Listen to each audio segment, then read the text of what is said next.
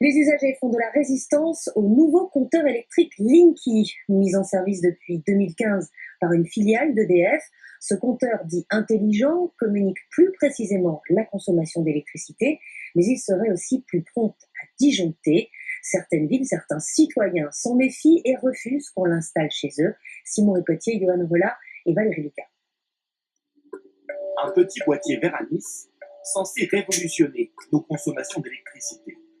Dans 4 ans, le compteur Linky équipera 35 millions de foyers. Une perspective qui ne plaît pas à tout le monde. Alors, pourquoi fait-il si peur? Est-il vraiment inoffensif? Un soir, en rentrant chez lui, Bernard Varvier découvre que les plombs ont sauté dans son pavillon. Il se dirige alors vers le disjoncteur. Je l'ai réenclenché et à ce moment-là, j'ai entendu des lampes qui éclataient. Toutes ces lampes basse énergie, elles ont tout lâché. Le coupable, selon lui, se trouve à l'extérieur de la maison. En son absence, des techniciens mandatés par Enedis, le fournisseur d'électricité, ont remplacé son compteur par un Linky. C'est quand même formidable, et ça arrive, il change quelque chose, il repart. On n'est pas au courant, on est au courant, entre guillemets, que quand on s'aperçoit que c'est pas confort. Des dysfonctionnements récurrents, mais aussi des doutes sur la sécurité des données personnelles. Car ce nouveau compteur est communicant. Il transmet, en détail, votre consommation d'électricité au fournisseur une fois par jour. Des données également consultables sur Internet. Enedis assure sécuriser ces informations, mais dans ce quartier, les habitants sont méfiants et ont pris des mesures radicales pour empêcher l'installation des compteurs.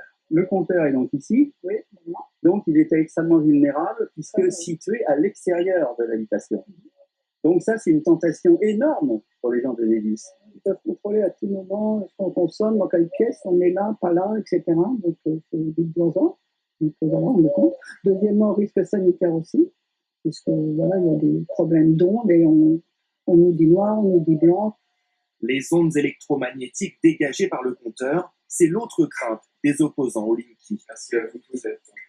Eux sont persuadés qu'elles sont nocives. Avec l'aide de ses avocats, 630 particuliers ont entamé une action collective en justice contre Enedis.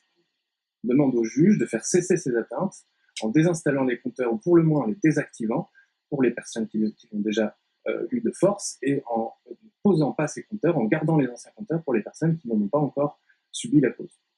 Parmi les futurs plaignants, Laurent Desplat. Il affirme qu'il a dû quitter son appartement après la pose d'un compteur Linky.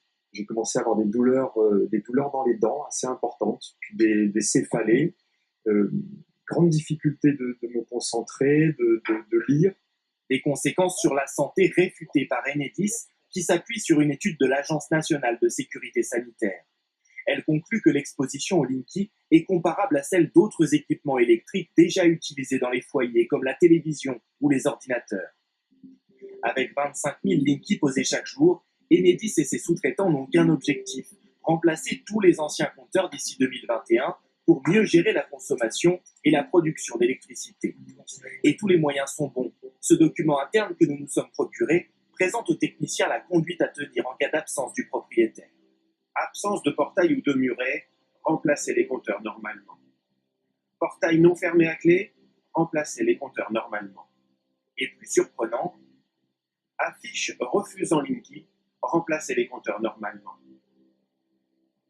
Cadenas sur le compteur, cassez le cadenas si besoin, remplacez les compteurs. Même sur une propriété privée, les compteurs électriques n'appartiennent pas à l'usager mais à la commune. Alors en France, plus de 300 villes ont voté en conseil municipal leur opposition au programme Linky. À Hyères, dans l'Essonne, le maire a même autorisé la police à intervenir en cas d'installation non désirée.